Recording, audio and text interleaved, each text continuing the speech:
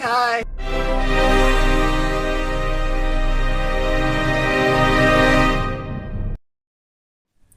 Hey all, so last video we sorted out the brake check valve here, which was leaking pretty badly, and I wasn't prepared for how much of a difference it would make to the tuning of the car. I guess going back to what we were saying with the vacuum leaks and how badly it affects SU carburetors specifically.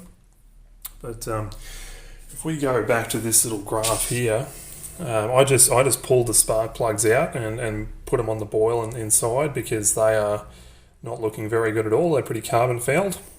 So I suppose by eliminating that leak through the check valve, what we've done is we've straightened out this line, but we've also pulled it down because there's less air entering the engine. So the engine is running richer. But I was just turning some screwdrivers before, and I just want to show you this as well. So I've balanced these carburetors prior to sorting out that leak, and I must admit that I've had to rebalance them for every one that I've found. But with this here, this screw, these have been resealed, by the way. So this isn't an effect of a dodgy seal, but we're half, 1, 1.5, 2, and that bottoms out. This one over here, half, another quarter on top of that. So we're not even a full turn, and that previously balanced the carburetors. So you can imagine how much air was. I mean, it seemed quite small to me and quite insignificant, but you can imagine how much air was being let into the carburetor, let into the manifold, I apologise, from this leak here. So what I'll do, I've got the spark plugs cleaning. I'm going to take it back to the stock book specs, which is, I think it's 3.5 turns down, but I've worked it out. I use the micrometer to set jet depth. So I'm currently at 2.1 millimeters down from the bridge here. I think in the book, if you set it to that, it comes back at being about 1.85 millimeters. So what I'll do, take it all back down tonight, reset the air screws, because I noticed the car was also idling a lot lower after we sorted that out, and prepare for a start in the morning. I try not to shit my neighbours off too much at, 10 o'clock on a Saturday night. So yeah, while I'm here too, I may, just for peace of mind, check my valve clearances here, because I haven't done that in about 2,000 Ks, just to, I don't know, stop my worrying mind. So just so you can see what I'm doing here, I've got a square edge. I've set this in such a way that it's just perfectly level. And now I'm going to grab the mixture screw and turn it down 3.5 turns. And I'll measure that and see what it was. So I lied before, we're actually at 2.25 mils down. And I've also put these ones all the way in, slow running screws as Jaguar call them. And I've turned them back out 2.5. And I'm really kicking myself for not paying attention to actually how much these were different previously. That's just another sure indicator as to a vacuum leak, right? But anyway, live and learn. And then when I start up and warm up tomorrow, I'll of course balance these, and I'd be interested to see, balance them with where is it? The old Unisin. I'll be very interested to see how different they are now. So yeah, exciting. Looking forward to it. So I'm really glad I checked that, because one of them's playing silly buggers. It's a 10-minute job to check your valves. It's a little bit more involved to actually adjust them, but it looks like I'm going to have to do that. So I guess we can do that in this video. So once you've ripped the cam cover off, I don't bother actually going onto the crankshaft to turn the engine over. I think it's 11, what is it, size nut? 11/16 on the alternator here. Just make sure you're turning it over in the correct direction, that being clockwise.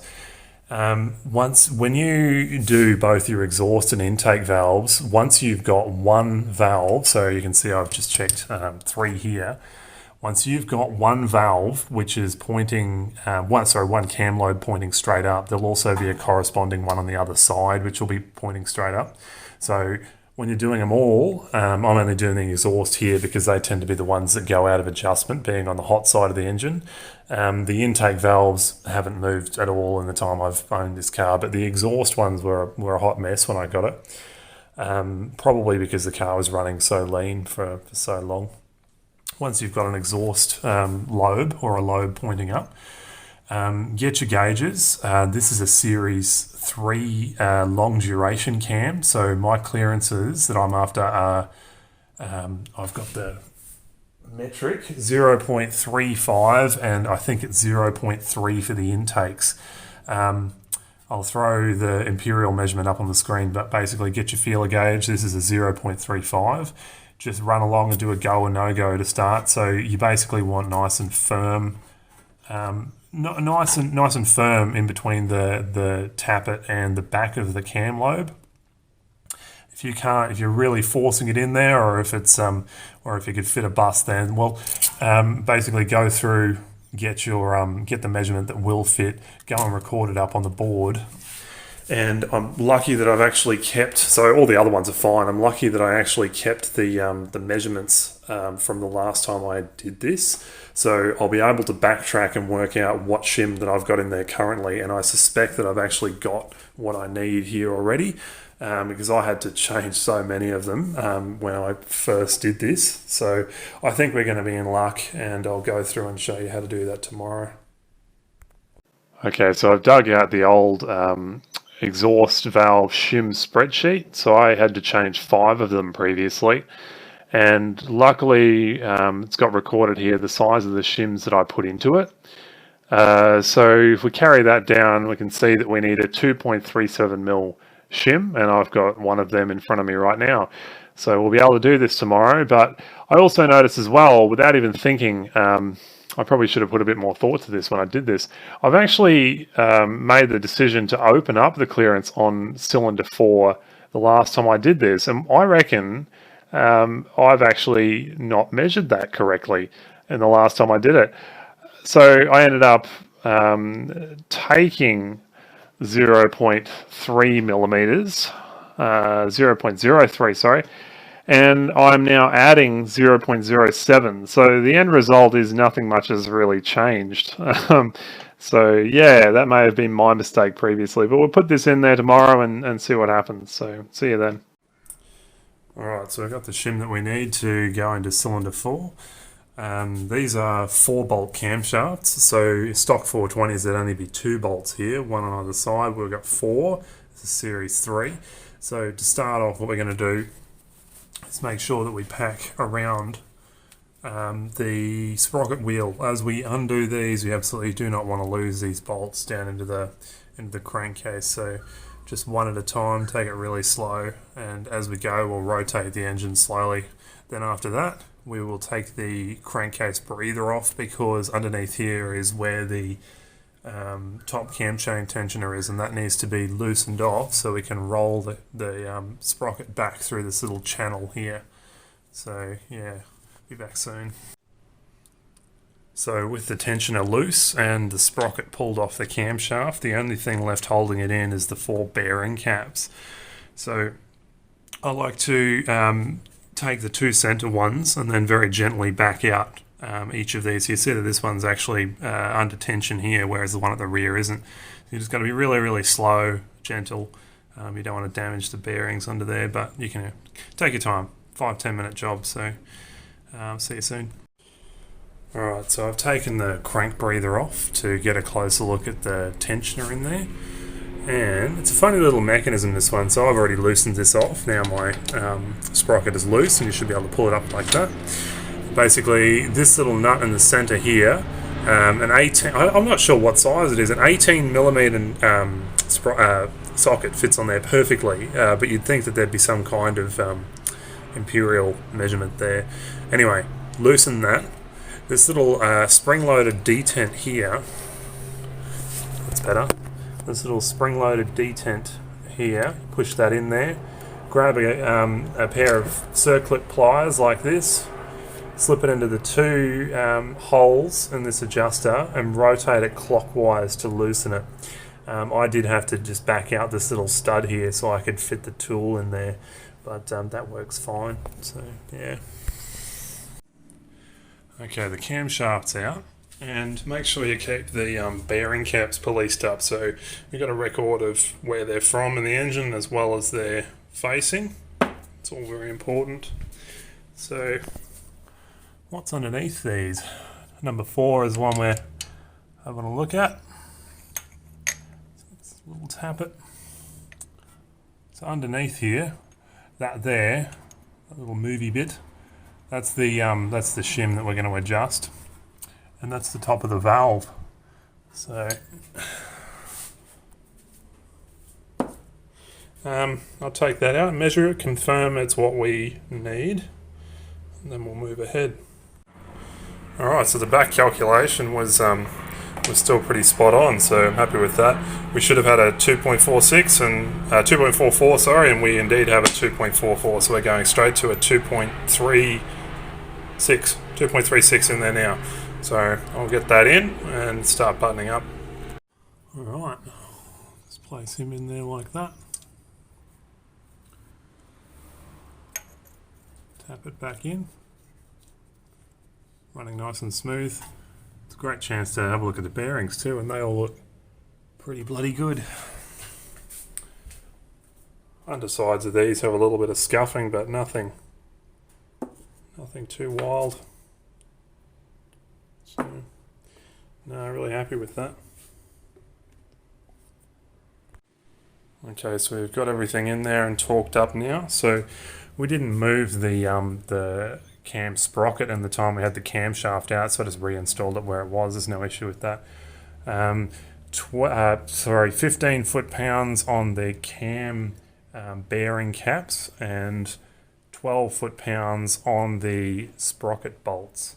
So now I'll go back and retension the top cam chain and reinstall the breather and reinstall the cap, the cover.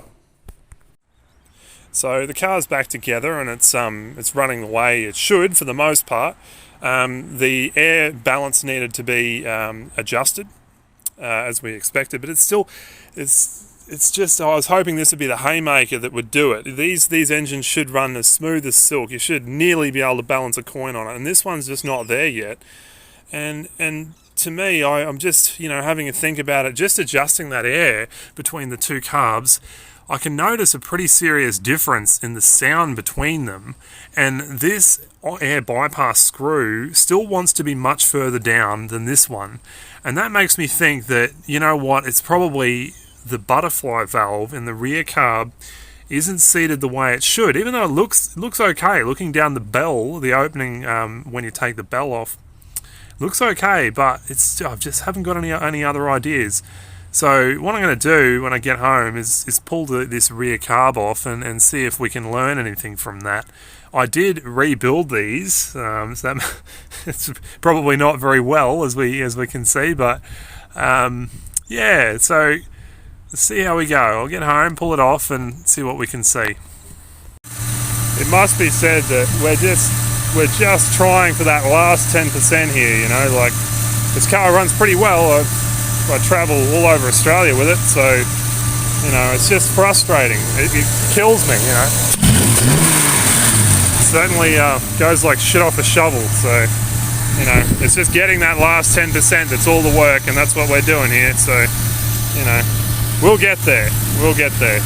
So I've adjusted the front carb in such a way that the screw's all the way in, and I've adjusted this tool here so we can see a flow, and it's calibrated to the first line. That's all I can get it to. So there still is some air passing around the butterfly. What I'm going to do now is go back to where we were on this, take this one down to in the same way, and see what it pulls on the gauge.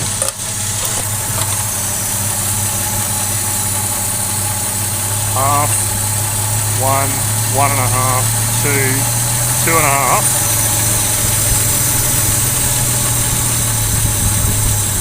That's all the way in on the rear carb. No change in settings on this. sits quite a bit higher, all the way to the top of the gauge. So there must be something going on there. Alright, that was a really silly problem there. I'm glad I didn't go and take both of those carbs off. But what I'd done, basically, this throttle stop screw here, it was ever so slightly interfering with the closing of the rear carb butterfly. So I've unpaired these regularly and reset them, but I clearly haven't realised that this was still preventing the rear butterfly from closing completely. And like, I'm talking just a tiny, tiny amount. I will see if I can show you in there. So, what was happening? I got the shaky cam 4000 going on. So, ever so slightly, it would have been like that. So, I mean, you could probably hardly even see it through there, but, you know, a problem great enough to be causing running issues. So, yeah. Alright, so I have a theory I'm about to test out here, and I must say that SU carburetors are just gorgeously simple devices. They are just such a simple answer to a complex question, and they do it really well. But I've read that, you know, one thing they struggle with is atomization, particularly at low kind of throttle openings and, you know, idling and stuff like that. So, you know, the car as it's sitting now, like, it runs fine at speed. It's no problem with that. But I have a theory that just with that throttle butterfly not being properly closed, the atomization of the fuel might have just been really, really off, and that's why it was, you know, it just stumbles just ever so slightly at idle, and it just drives me nuts. So I'm hoping that in closing up that throttle butterfly a bit more, we will improve the idling, and then bypassing that air to the idle air screw, which is a longer and thinner path, so you could expect that it's going to improve atomization like that. But what I would like to see is when these idle air screws are completely closed, I don't want to see any airflow past these butterflies. I know in practice that's a really hard thing to achieve because, you know, I don't even think stock ones would do that. But I mean, in a perfect world, if you could achieve that, I think your idle would improve immeasurably. But look, in a moment I'm going to start the car up after what I've done there, and we'll see what it looks like. So that ended up being the problem. After balancing the two carbies, the rear one very closely matches the front one on the idle air screw, so I'm really happy with that. I'd still very much like to pull them off though and have a look at the butterflies and see if we can polish them into place maybe. So, really good to know. Running well. I might go up to the cafe in the mountains for now. See you next time.